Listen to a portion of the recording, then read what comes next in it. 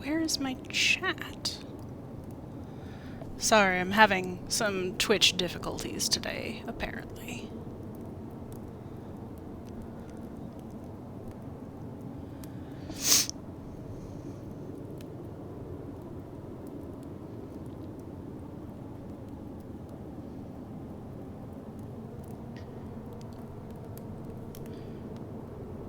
Well. This is definitely strange. What an absolutely bizarre thing to happen.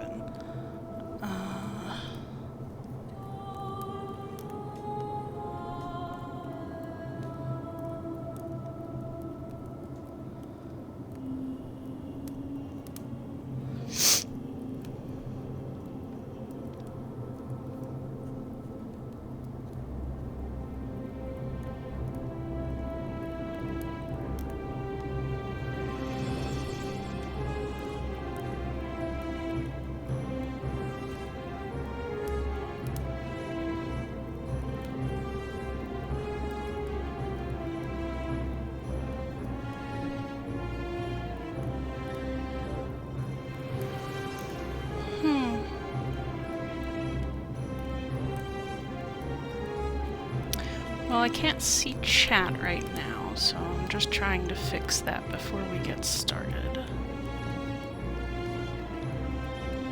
Sorry if I'm missing something someone is saying, but I hope you will be a little patient with me. This appears to be the way that streaming goes.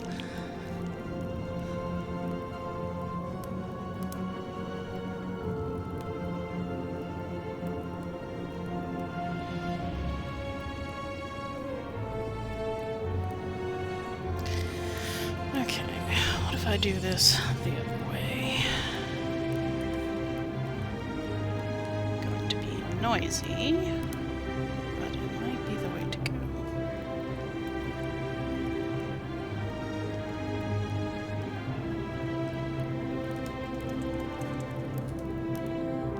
Okay.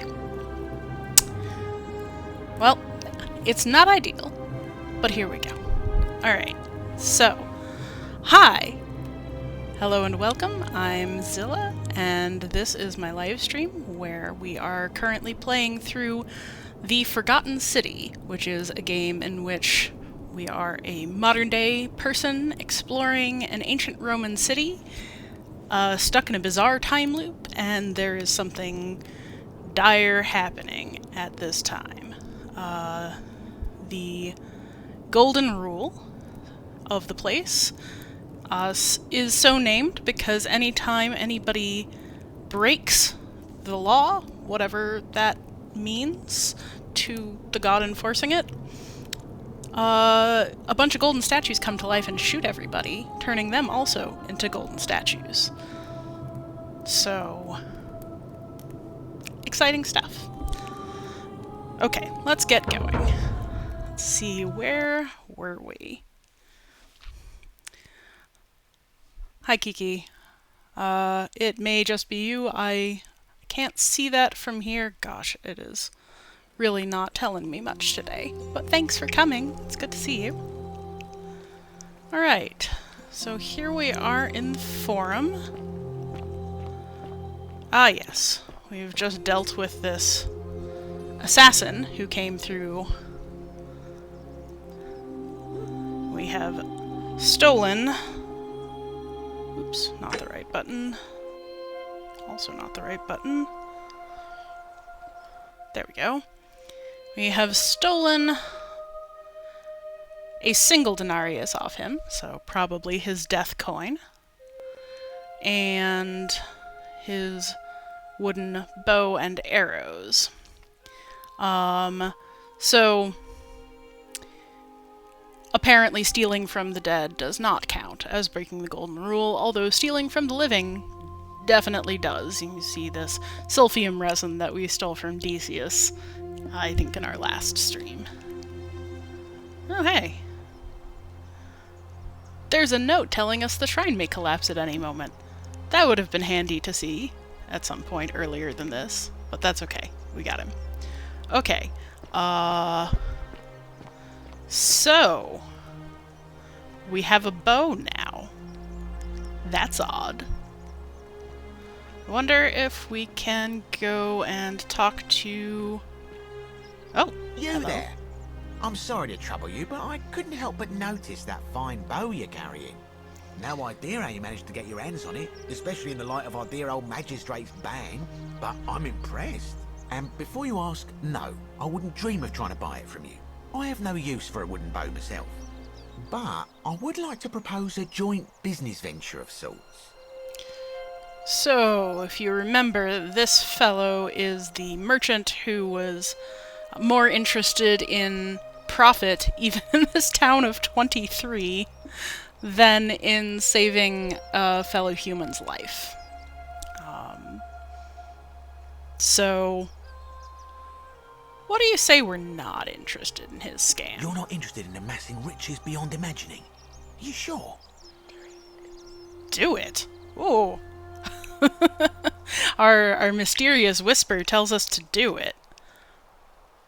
What? I don't trust you. Then Futuo Teipsi, get out of here. Okay. So, we might want to go back and change our minds about that later. But at least for now,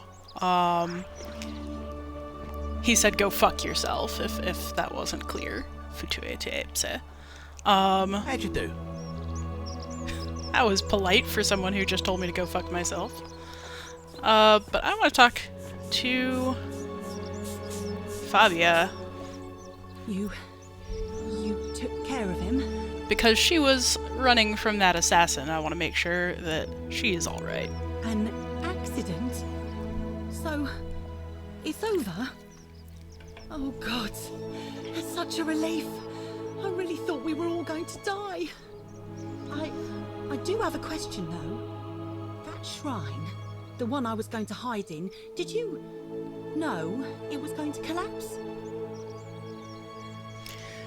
So, I mean, it's definitely reasonable to just say something here to avoid saying yes, even though we did know the shrine was going to collapse, because of course the Golden Rule, we don't know how it works. I'm actually kind of curious if the Golden Rule will get me if I admit to murder.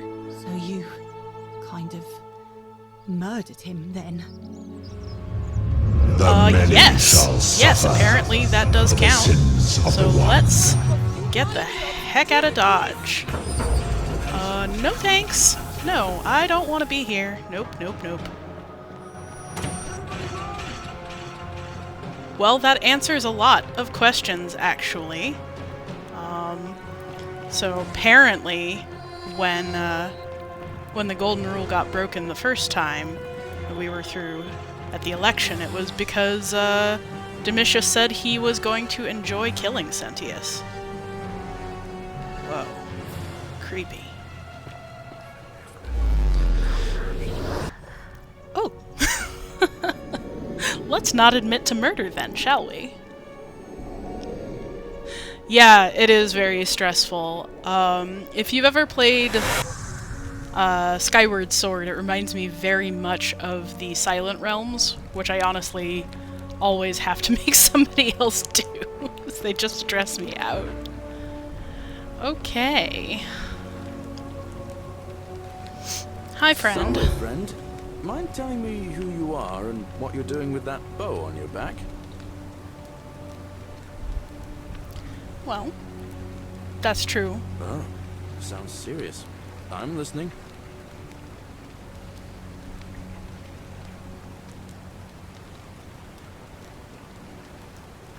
Ooh, we could do either one. Alright, let me see. Stop Fabia going in, but send the new arrival to the empty shrine. Understood. I'll go, but once I'm done, I'll need you to tell me how you know all of this. Sure, that's fine. Let's get the heck out of Dodge, eh? Let's go save Yulia. I was kind of wondering how we would be able to do all this stuff, but recruiting Galerius is a great idea. Run.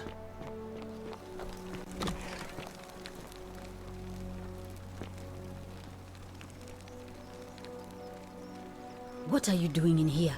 Can't you see this woman is dying? She's been poisoned. She needs the resin of a plant called Silphium, but that Culus cumulatus decius won't give it to me. What? Quick, give it here. Yulia, you need to swallow this. Here, let me help you.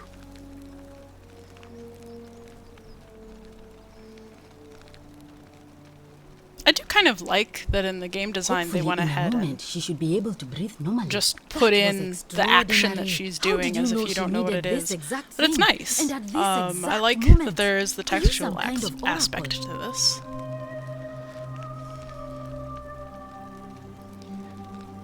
You wouldn't believe Ah, it. look. If you don't want to tell me, I won't look a gift horse in the mouth. But no matter. That was like the gods hearing my prayers and intervening. Ah, I like it when she You smiles. just That's saved so a nice. person's life, and you should be proud of yourself. She might even be able to thank you herself in a few moments. And maybe she can tell us who poisoned her, and who she meant when she was muttering about that snake's cruel black eyes.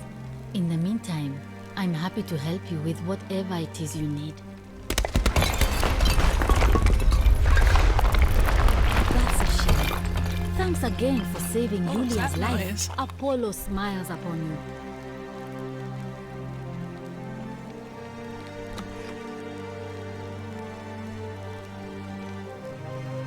Well, Yulia's back.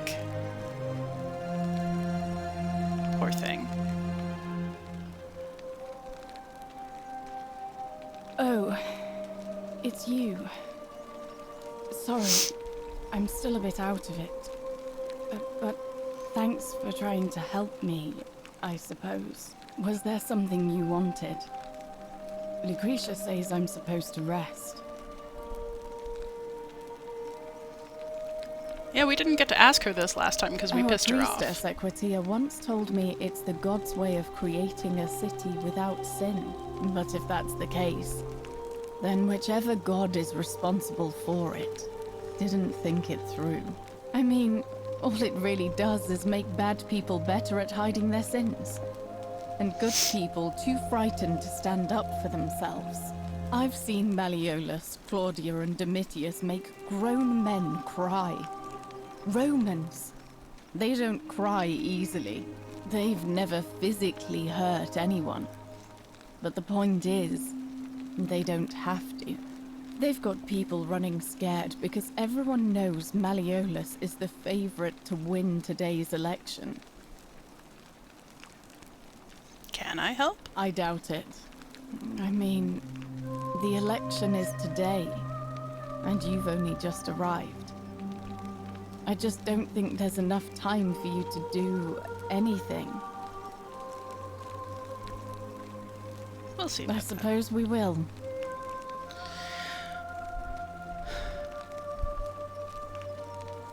All right. Thank you again for saving my life. A much more pleasant ending to that conversation. One thing I was thinking about, she said, you know, Romans don't May cry Apollo easily. keep you safe. I suppose in comparison to Greeks, that's probably true. I don't really know. So... Well, here's our assassin again. Looks like Galerius did his job for us. Oh.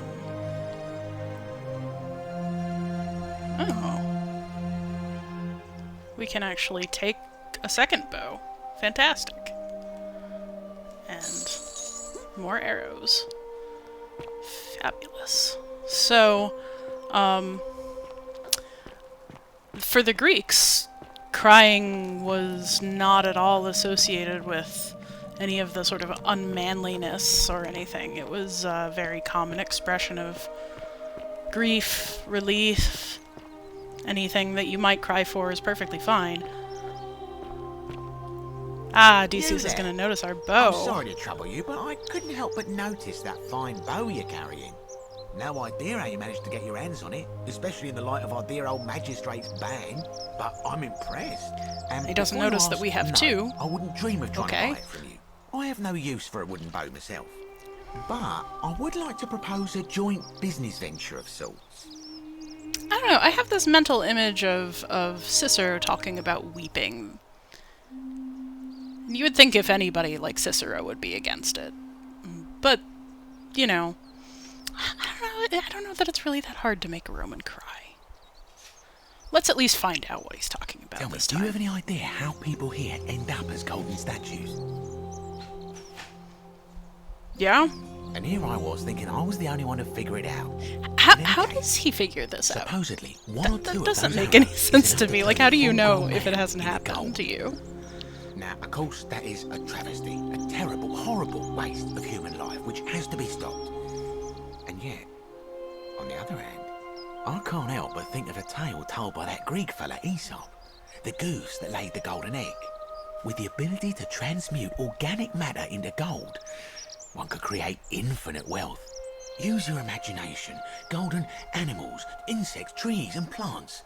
The Midas touch without the drawbacks. We are talking riches beyond imagining.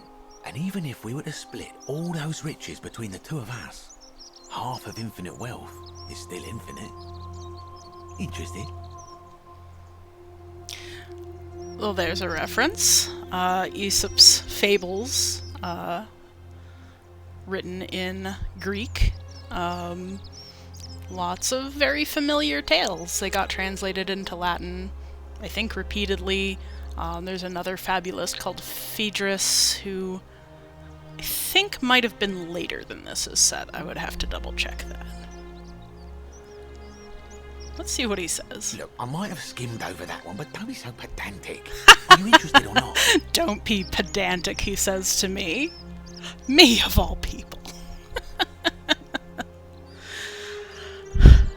Alright, it would be really Excellent. nice to have a So bow the that first question turns is, can we organic get our matter hands into on gold. one of But those really, golden how does he bows? know? Now, I have a plan. But first, tell me, are you familiar with the story of the goddess Diana? I am, but I want to know what No you problem. say. Allow me to explain. Diana is our goddess of the hunt, the moon, and the underworld, depending on who you ask. The one thing priests and poets agree on is that she carried with her a golden bow and a quiver of golden arrows. And it just so happens that there is a shrine of Diana in this very forum, with a prominent statue of the goddess herself. And would you like to guess what she's holding in her hand? Precisely. I can't tell you how many hours I've spent in that temple staring at it, trying to figure out how to retrieve it without breaking you-know-what. I don't know that I have ever heard Diana referred to as the goddess of the underworld. Maybe that's just me as a Hellenist and thinking of Artemis, but that's odd. Circling back to weeping, Cicero is definitely ambivalent about his grief about Tullia's death. Yeah, that's true. He has a long tirade about the proper ways to express grief, and then when his daughter Tullia dies, he has his own fairly extravagant grieving period and kind of chastises himself for that. So yeah, like they do talk about appropriate degrees of grief, but I don't recall weeping in particular being something that isn't appropriate, just like how long you spend in mourning kind of things. But I could be wrong about that. I don't know.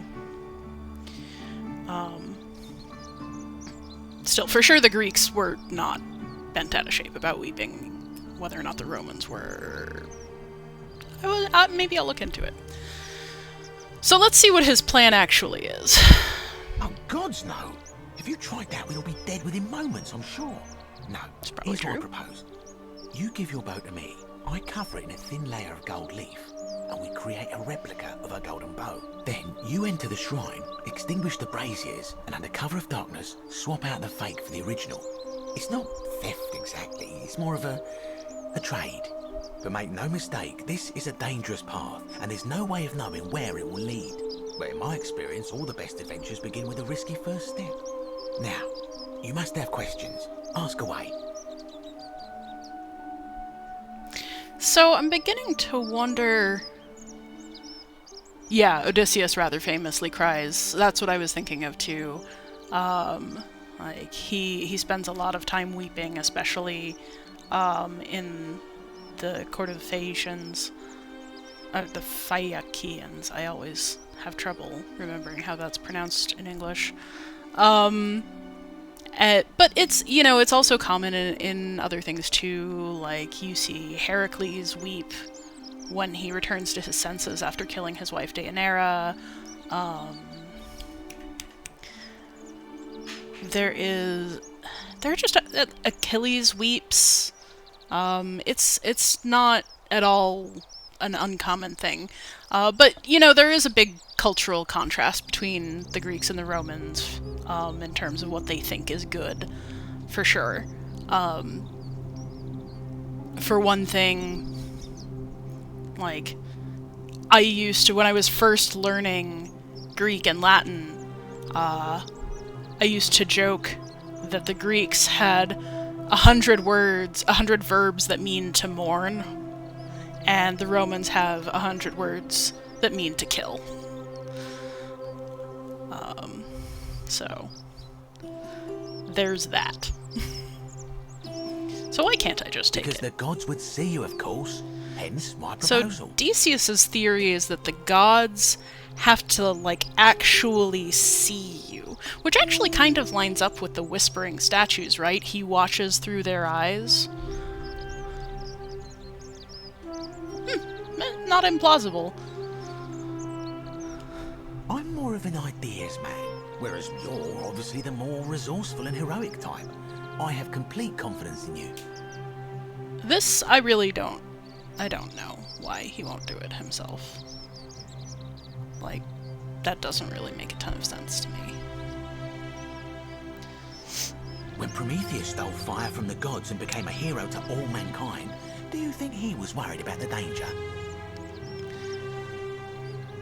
So, as our archaeologist insight tells us here, the story of Prometheus, not exactly a one-note thing. So, Prometheus, the god of... right? So, Prometheus, the titan of foresight, foresaw some usefulness in the existence of humankind. And so when they were shivering upon the earth, he went and stole fire from the gods and hid it inside a fennel stalk and took it down to earth and gave it to the humans. And then when Zeus figured out what had happened, he punished Prometheus by chaining him to a rock and having an eagle come and rip out his liver over and over and over for all eternity, because of course Prometheus, being immortal, would regrow his liver. So not great. Only because he was silly enough to get caught. Tells you a lot about Decius, right? So, are you in, partner? So this is something I really like about the game design. So you see this tip here. If you don't like action or horror elements, feel free to decline, because this is going to lead us directly into the biggest and most disturbing plot that the game has to offer in terms of horror imagery and gore. Getting the golden bow is sort of a prerequisite for dealing with any of those creepy zombie things we've gotten hints of. So, personally, I think it's really worth it to do it, but I have to caution you that if we go through with this, and I'm not sure if I'll go through with it right now, is gonna be creepy. Very creepy.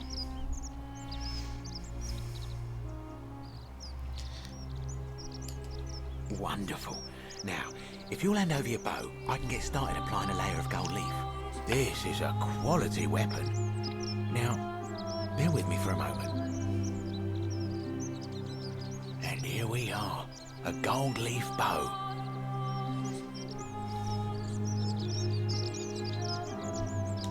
Oh, now we Now, have a I've golden gone and bow. unlocked the Shrine of Diana for you, so as quick as you can, head on inside. It's just at the end of the street on the left. May the gods not watch over you. Yeah, I'm not gonna hurry to that I would really like to talk. Oh, hey, Fabia's out here. Salve and welcome. Need something? Well, now we can just talk about whatever, 'cause she's just chill. She's alright. Oh, there's not much to tell. I mostly just bake bread and try to help out where I can. I suppose it all started about 8 months ago. I was living in Rome with my family when I got sick. Terrible timing. My pa had just arranged a husband for me, a fisherman's son. I was about to meet him for the first time when I came down with an awful fever. I spent the next week in bed. Pa paid priests to make offerings to Asclepius, a white rooster, then a goat. But nothing worked. In the end, they decided I'd do better outside the city. Clean air in the countryside would do me good, they said. But after about a day in a carriage on the Appian Way, I was getting worse, not better. I remember closing my eyes for a bit, and I guess I must have fell asleep, because when I opened them again, I was in a forest by a river. I suppose the driver took off with his fee and left me for dead. Can't say I blame him. I wouldn't have wanted to catch what I had either. Anyway, I went searching for help, stumbled across the trapdoor temple, and here I am. So, this is kind of interesting. I mean, first of all, we get a nice look at, you know, the Roman idea of what happens when you're sick. So they think it's a curse from the gods. They try to pray to Asclepius, I mentioned before, the son of Apollo, who was the god of healing.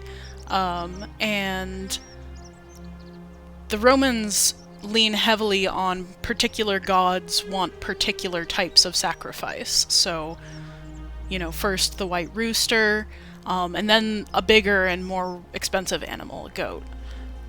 So these are appropriate offerings to Asclepius. And they might even have, you know, some temples of Asclepius you would buy like an icon of the body part that was ill. Like if you had a broken foot, you would buy like a clay statue of a foot or a stone statue and donate it to the temple. And we have all sorts of relics of that sort, ranging from full bodies to disembodied hands to what they thought a uterus looked like. Just all sorts of things. So, fascinating that she was not in Rome at the time, and that 8-month figure seems a little bit longer than a lot of the other people say that they've been here, right? Like, Sentius had 7 months, I think somebody else said 4 months, so, fascinating. Also, she's clearly lower class, but not a slave, so she had a marriage arranged by her parents. She hadn't met the guy. This is fairly typical. It was probably a business arrangement, but she's from a culture where that's sort of the norm, right?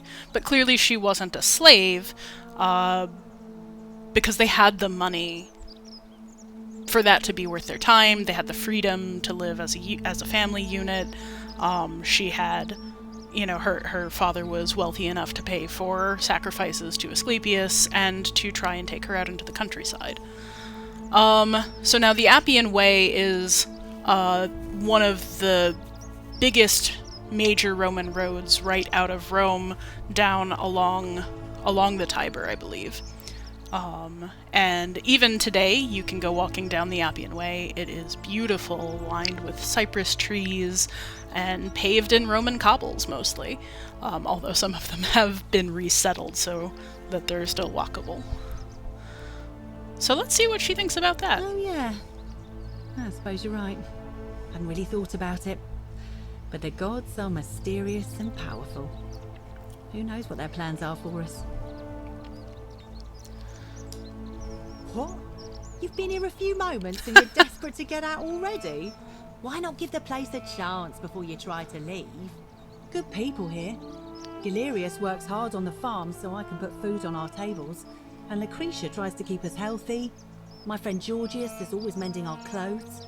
And Virgil makes sure these old walls don't fall down around us. Well, he does his best. I'm just saying, there are worse places you could live out your days.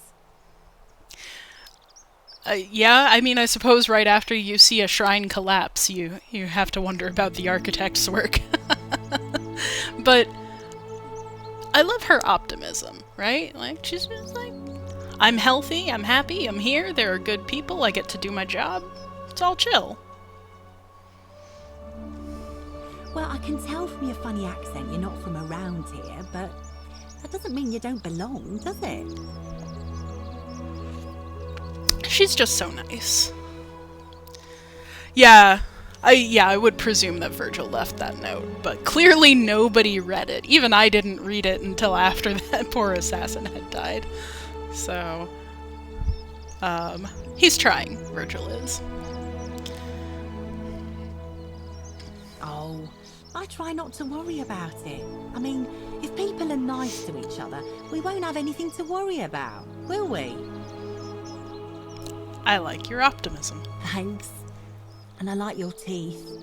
They're so white. And your clothes. Oh, I bet my friend Georgius would like to get a look at you. And I'm sure he'd love to chatter about the golden rule with you too. He'll be just across the forum in his shop. That is kind of a funny comment, the way they're animated, because, well, of course they don't have modern dentistry, and my character would. They all seem to have perfectly white, straight teeth, too. Like, better than modern England, right? So, but it's true that that's maybe a little bit like along the lines of them speaking English and me understanding it. Or them speaking Latin and me hearing it as English, I mean.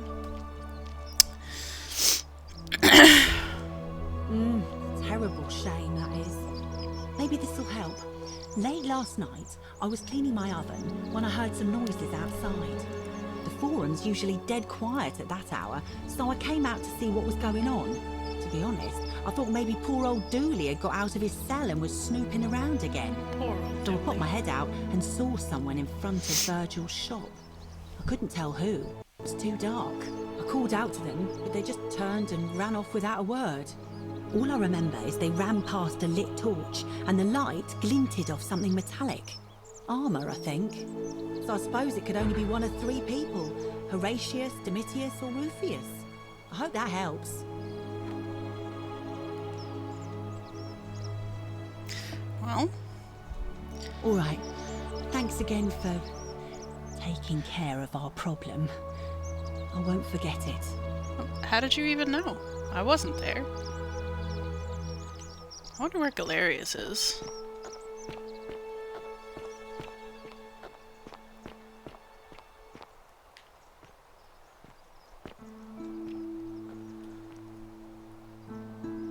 Hey, Horatius.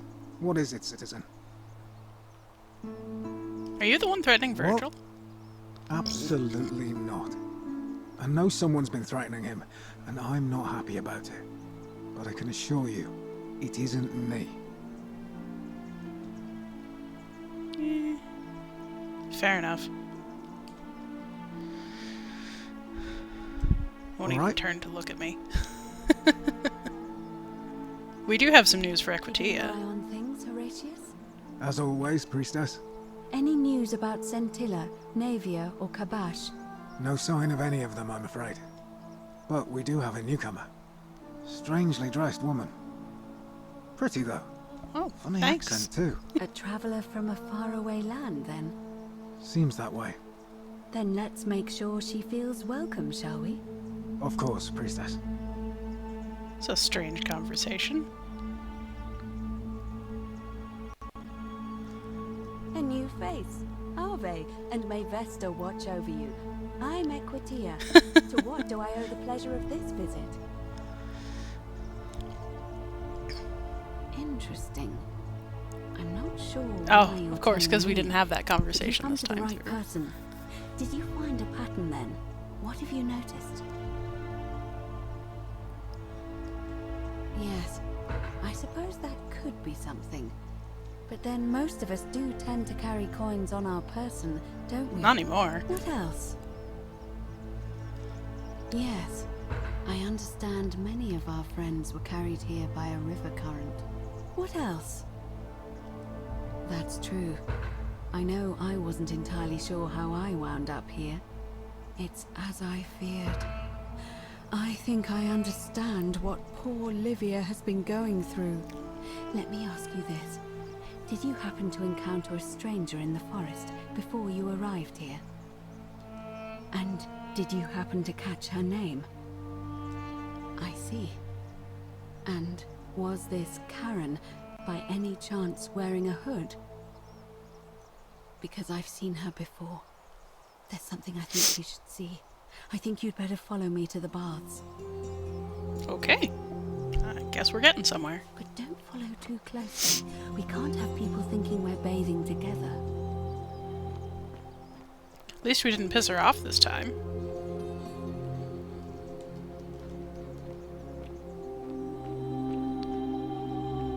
Apparently we can just sort of hold down A, follow in her footsteps.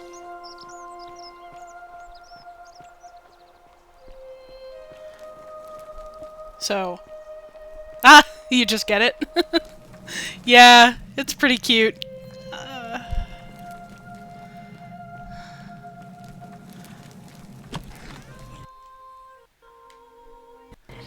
Thank you, Whisper.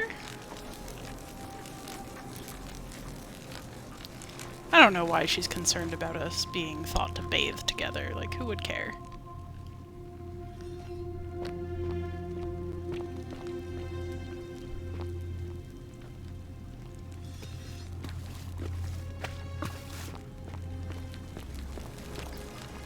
These baths don't look too different in the current time, at least not outwardly. But look at this. Nice to see it all fresh and new and not falling apart. Even the water looks clearer.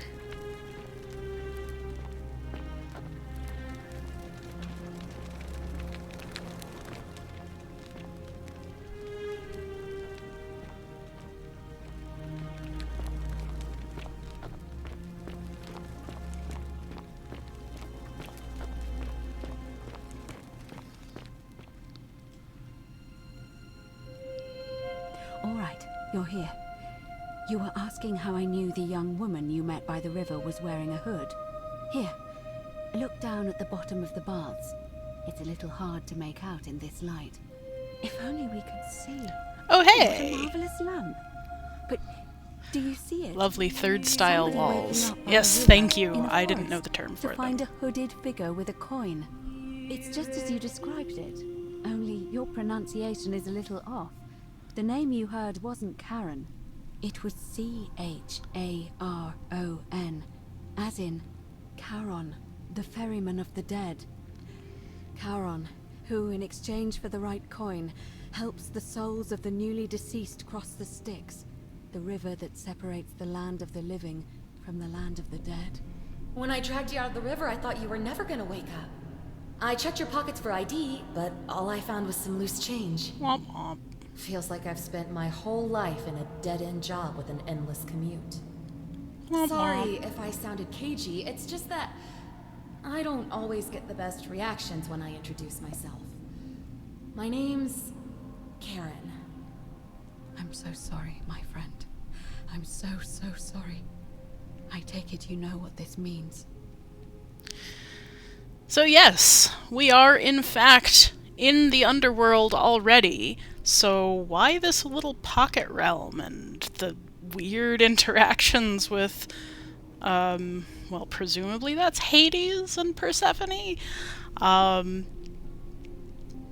But this does make sense of why Livia has been calling us bloodless shadows. The spirits of the dead, or shades, known as manes in Latin, are pale and drawn versions of themselves, Depending on where they are, they may or may not have any memories of their life, usually not. And we see in several heroes' catabases, or going down into the underworld and coming back up, that when they interact with these shades, the way to summon a shade, Odysseus pours blood into a vessel and the ghosts come to drink it, and he speaks to them as they come. And he speaks, and they remember a bit of their life once they drink it. He speaks to Achilles, and the hero of the Trojan War, who was killed by his Achilles heel. And Achilles says that he would rather live one day as a slave under the sun of the living world than rule as king as a shade. So we are bloodless shadows. That's a very literal translation of the concept from Greece and Rome of the underworld. So we are all dead. All of these people are dead and have been describing their deaths. Fabia didn't lose the carriage along the Appian Way. She died of her illness, and we too apparently have died. Many people died in that fire in Rome. Lucretia, who was carrying all of her gold and gems and ran into the river, she probably drowned. It sounded like maybe Sentius got trampled. So, very interesting lot of things. But so many people have died. Why are there only 24 of us in this little place? That's something I still don't know. I'm afraid so. It's all starting to make sense.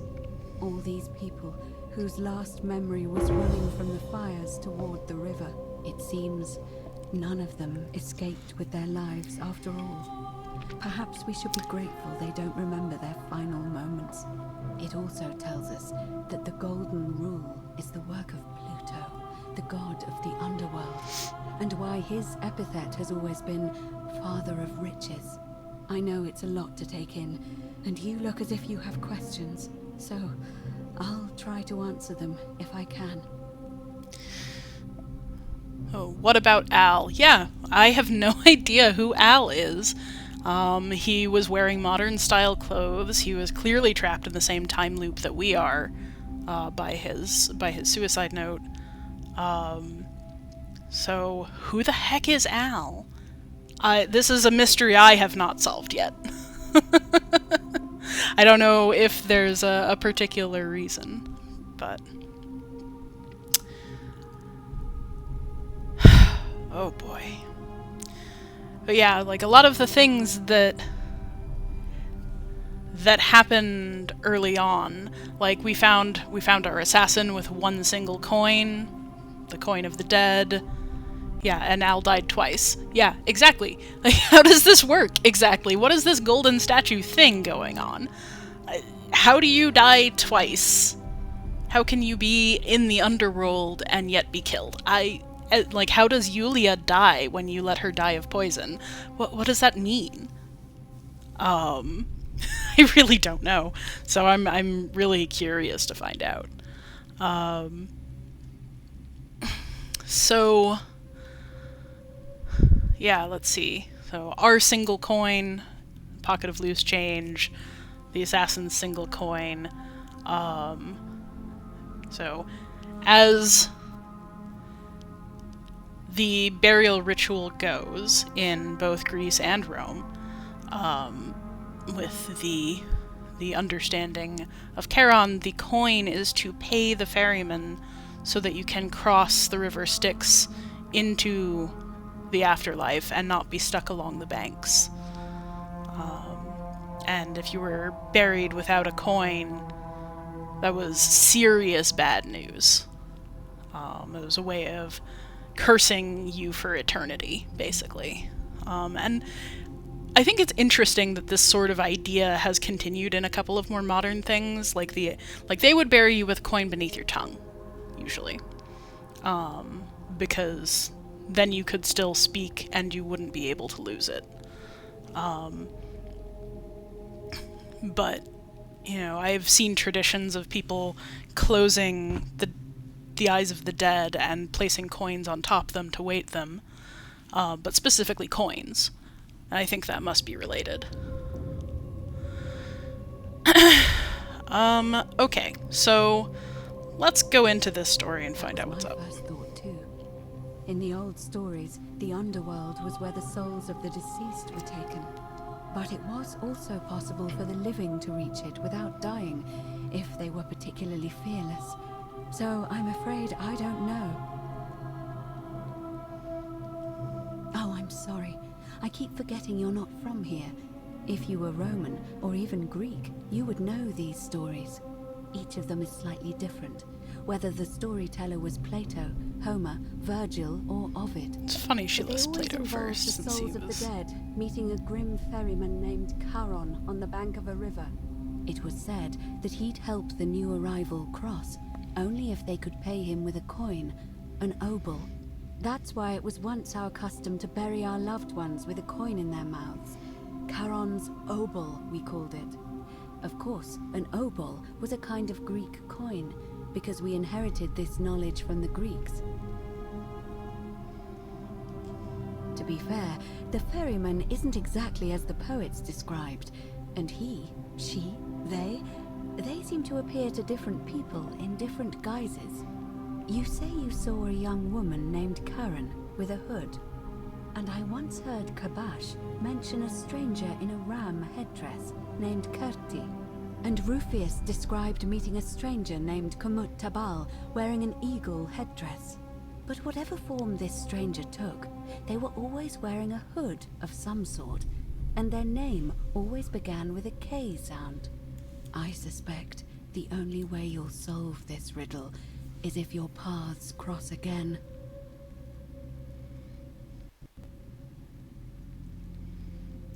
So...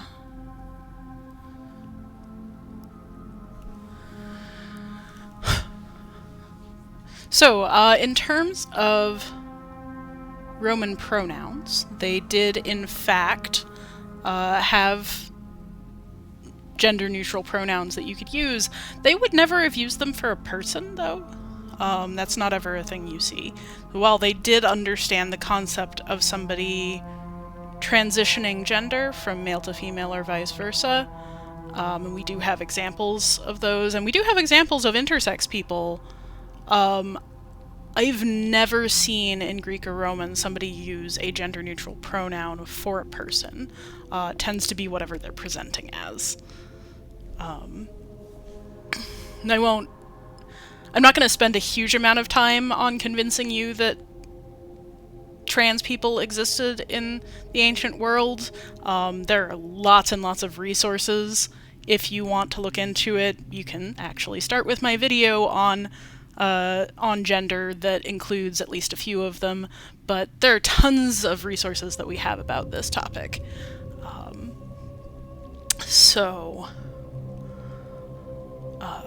So it's interesting that, you know, we're hearing Equitia get sort of gender confusion in the pronouns and resort to they, and I don't know what the Latin would be there. I suspect that it might be expressed differently if we weren't speaking English. And I think we're understanding all of these people via our mental map of the world. And maybe that's why sin is the word that's used for peccato. I don't know. Another thing that I've been thinking since I was talking to Decius is that maybe the golden rule goes off what you personally consider to be a sin. 'Cause, like, first of all, the god has to, like, physically witness whatever it is. And secondly, you know, there seems to be some semantic notion of whether or not you agree. Like, when I say, yes, I murdered the assassin, that breaks the rule.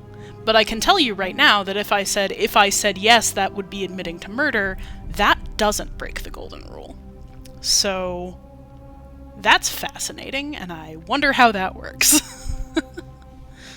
Alright, so why are there so few people here? Let's see. In the stories, Charon would always require a coin as payment for passage across the river. But that never made any sense to me. What does an ancient immortal being need with coins?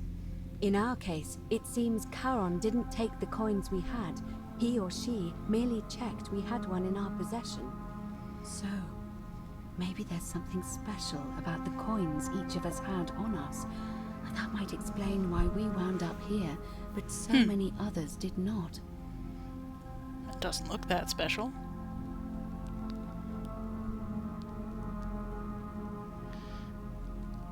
Yeah, that's true. That's true. Fabia is the one who identifies it as murder, not you.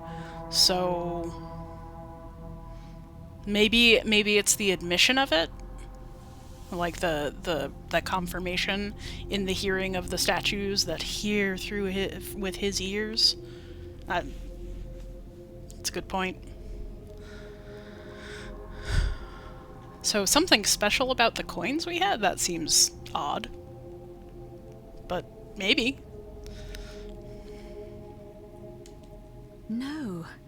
I mean, I had my suspicions, especially after Livia's ramblings, but I would never have figured it out without your help. I promise you.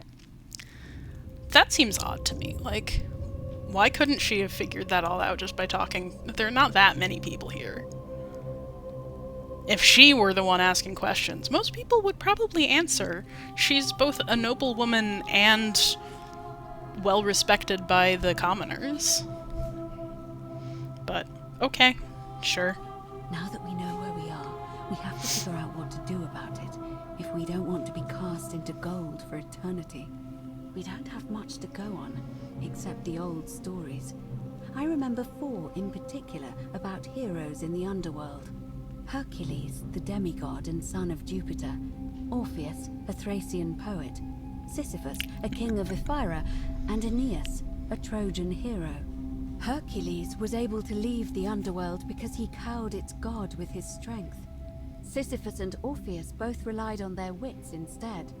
They persuaded the goddess of the underworld, Proserpina, to help them escape. And finally, Aeneas was able to escape with the help of a spirit guide, who led him through a secret gate. So it seems you have 2 options: to confront the god of the underworld head-on, or find a way to escape with the help of Proserpina or some other guide. Right, so this, I forgot to talk about something she said before. Kabash, the guy with the Egyptian name who has disappeared, saw somebody named Kelti, which is the Egyptian psychopomp, or the person who leads you into the underworld. I'm not too sure about Kamuntabal with the eagle headdress, but that's interesting. I did try to look that up, but I didn't find it, at least on a quick search. So that's something I might look into later and find out who that is, but clearly is the name of a psychopomp of some origin. So the 4 stories she mentions, Hercules, since they're Roman, was of course one of his 12 labors, which he got because Zeus is a fucker. In both senses of the word. But basically, Hera was pretty pissed off at Zeus's favoring of his demigod son. And so she sentenced him to have to complete 12 labors, one of which was to retrieve Cerberus, the 3-headed guard dog of the underworld. So Hercules punches his way down into the underworld, wrestles Cerberus into obedience, and marches up with him back into the world under the sun, or the world of the living. And there's a great line in my favorite speech in all of Roman tragedy, Seneca the Younger. I think I mentioned that I'm a bit obsessed with Seneca's tragedies. But there's this monologue that Juno has, Juno Hera, at seeing Hercules bring Cerberus up from the depths, and how even she was terrified by the thing that she had caused to happen. Like, everything was just so wrong about that. And Hercules actually did have a second catabasis, which Equitia has not mentioned, where one of his... I think there might have actually been two more, because there's one where one of his friend's wife dies, and he's like, well, that didn't need to happen. Let me show you how it's done. And he just busts into the underworld and brings her back. Okay. And then there's another where he goes and he finds Theseus, who also went down to the underworld alive, stuck on a trick bench where if you touch it, you can't get back off of it. And you're basically glued to it. So Hercules just kind of yanks Theseus up, and Theseus loses all of the skin off the back of his legs and his butt and stuff. But they both make it out alive. So that's brute strength for you. And then you have Sisyphus. Sisyphus twice tricked Thanatos, the god of death, into not taking him to the underworld, essentially, and captured him in a bag at one point. And this is why he is punished for all eternity. Rolling a boulder up a hill. And then Orpheus, of course, the great bard, the master of the Apollonian lyre. He could sing so sweetly that the birds and the beasts would flock to him and do his bidding. We even had a mosaic of Orpheus in Sentius's villa that we saw earlier, which I believe is one of the ones from Tunisia. And Orpheus went down into the underworld when his wife Eurydice was killed by a snake on their wedding day, as the result of running away from a satyr that was trying to rape her, because that's how things go. And Orpheus sang his way down into the underworld, into the court of Hades and Persephone, and Persephone was so moved by his song that she urged her husband to grant his wish. And yes, I am petting my cat, if you're wondering. And so Hades did agree to let Orpheus take his wife back up to the surface on the condition that she would walk up behind him and he could not look back until they were back under the light of the sun. And quite famously, Orpheus made it within sight of the doorway out of the underworld when he finally couldn't take it anymore, because he couldn't hear her behind him, and turned around only to see her snatched away by Hermes, who took her back. But Orpheus did go on living. Not the greatest life ever, but he did. So we have it down to essentially two options, and I know just from hearing about this game that there are at least two different endings. There might be more than that. Oh, I didn't talk about Aeneas. So, Aeneas was a Roman founding figure. He, the star of the Aeneid by Virgil, but also Aeneas's Annales. This is This is sort of a Roman foundational myth set before the twins Romulus and Remus, who actually founded the city. This is more about the ethnicity, I guess. Aeneas was a Trojan prince, so after the Trojan War, he became a refugee and went on big epic adventures and eventually settled down in Italy among the Italians, and out of those two bloodlines came the Roman people.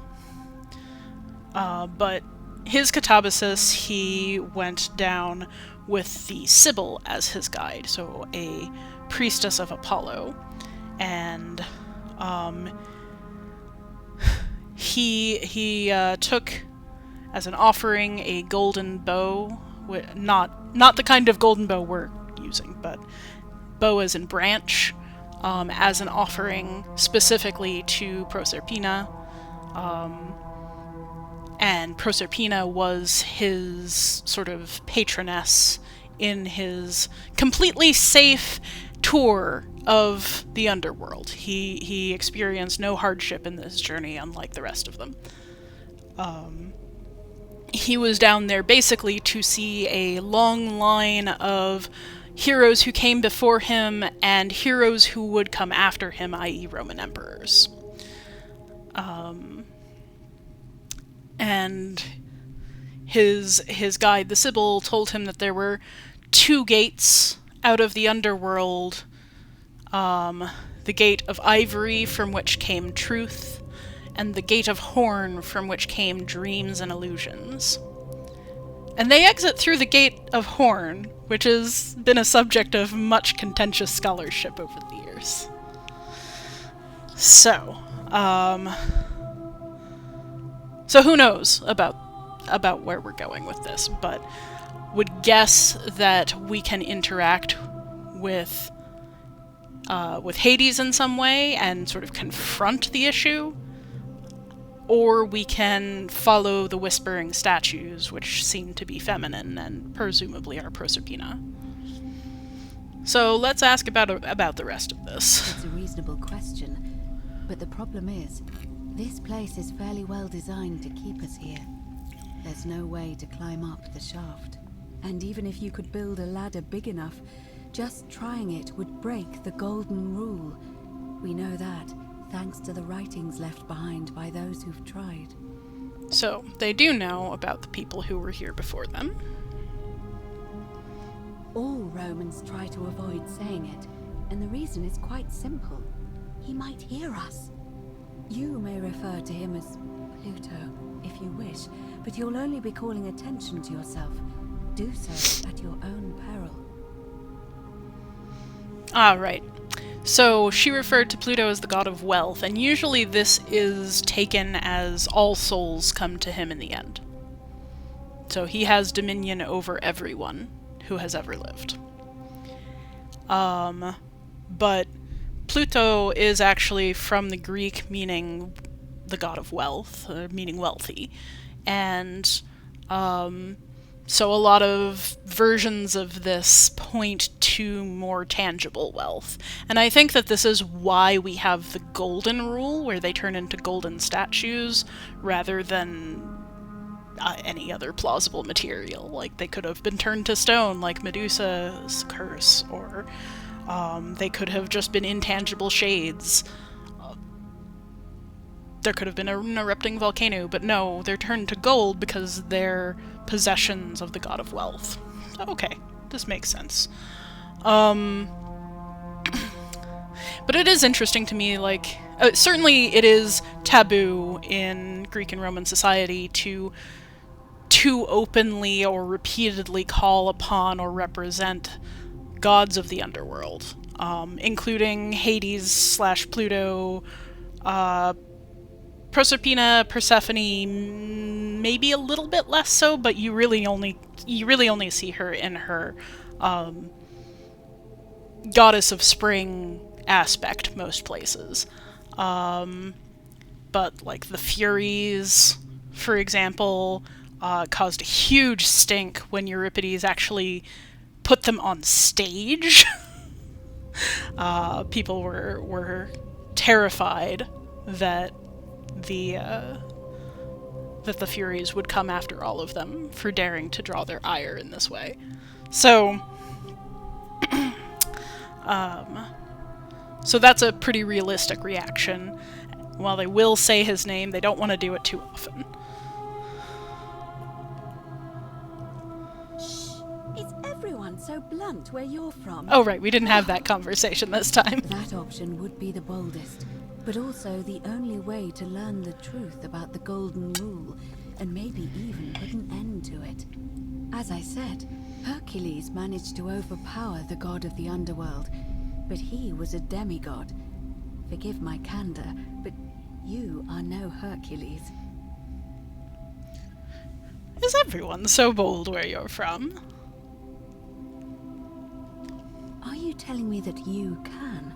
I won't pretend to understand exactly what that means, but if that's true, then perhaps you Actually, I stand a can't. It's chance. only Sentius. So, if you want to confront him, I'll help you as much as I can. Who knows? Perhaps your name will be uttered in the same sentence as Hercules one day. But first, you'd need an audience with you-know-who, and for that, you'll need to enter the great temple overlooking the city. The problem is, the door has been sealed shut for as long as I've lived here, and there doesn't even seem to be a keyhole.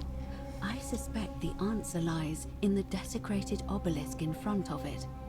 I'm not sure if you noticed, but there are 4 plaques missing from its base. It looks as though somebody, or a series of somebodies, forcibly removed them, and in doing so, dishonored and angered our divine keeper. If you could recover and replace all 4 of those missing plaques, I imagine he might be willing to receive an audience again. Yeah, so that's interesting confirmation that it is in fact a temple to Hades, not a common thing.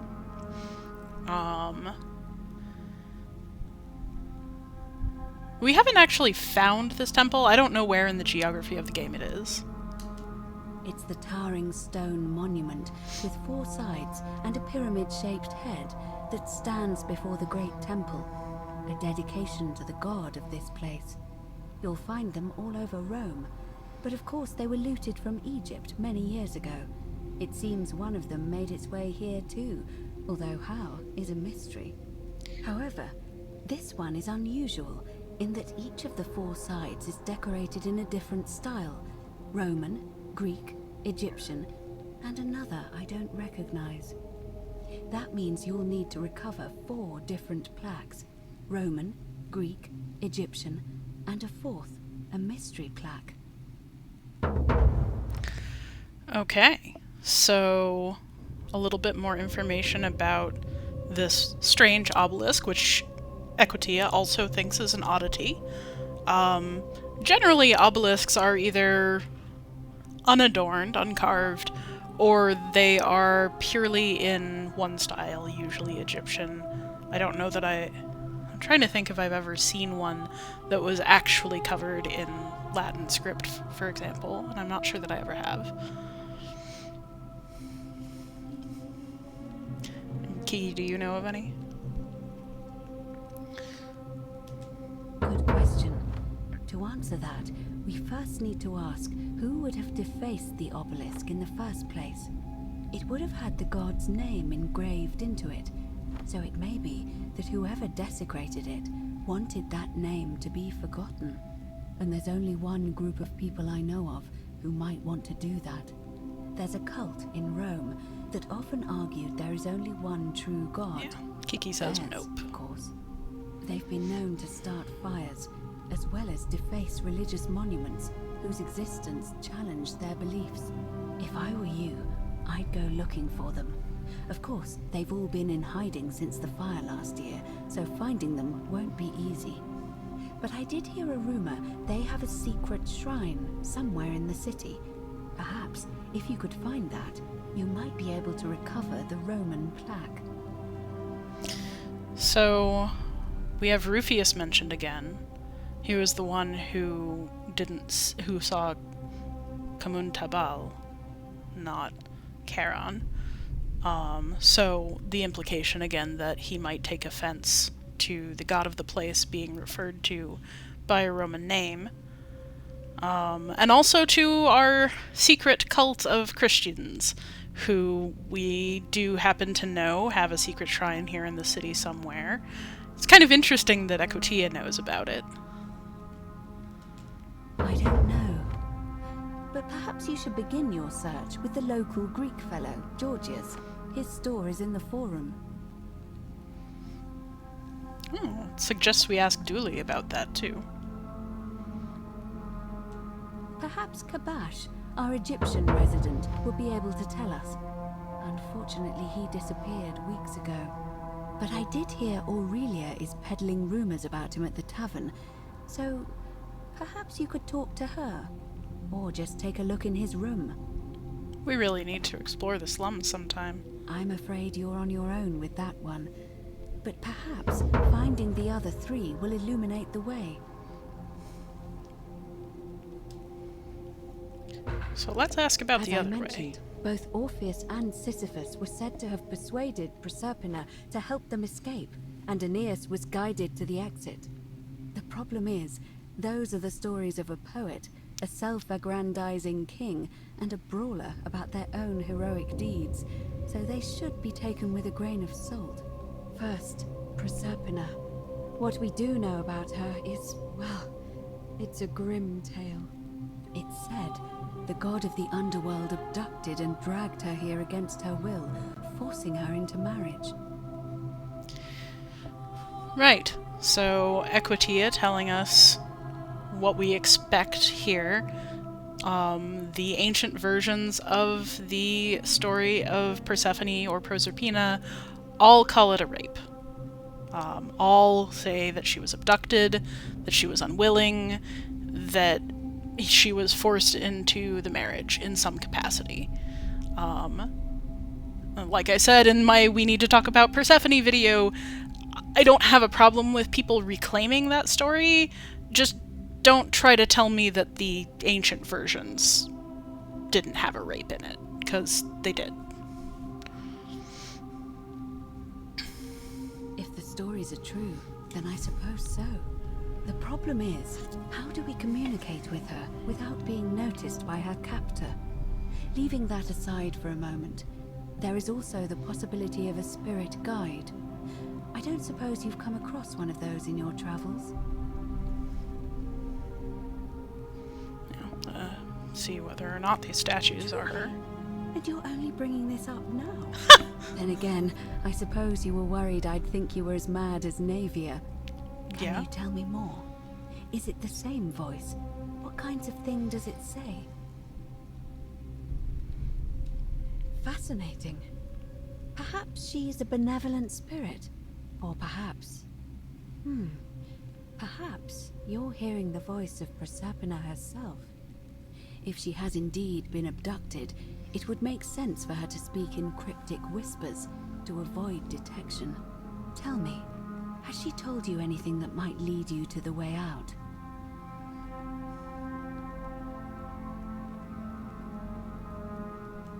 That is strange. There are no rivers here. Let me think on that. I mean, there's the artificial one flowing through the chasm. Well, as far as I can tell, water flows into the city from an aqueduct into one of two cisterns, the upper cistern. If that's the current she's talking about, then perhaps you need to get into the upper cistern somehow. I vaguely recall wondering what was in there, but the door at the back of the great temple is locked up tight. You might be able to get a key from the magistrate, but if that doesn't work, perhaps you can find another way in. Let me know if you find anything in there. I thought that was the key Dooley had. All right. I would suggest not discussing this with anyone. The best we can do for them is to let them remain oblivious for as long as possible. As for Livia, it seems she's been shouldering the weight of this terrible secret all this time. Perhaps it would comfort her to know she's not alone. I'm really interested In in any this case, chat time with is Livia. of the essence, That sounds so you interesting. best begin. May Fortuna guide you. Although you may not need her with Proserpina on your side. Okay. And with that, I think we have come to a good stopping place for today. Lots of interesting stuff happening here. Thank you so much for joining us, and I hope to see you next weekend. Ta!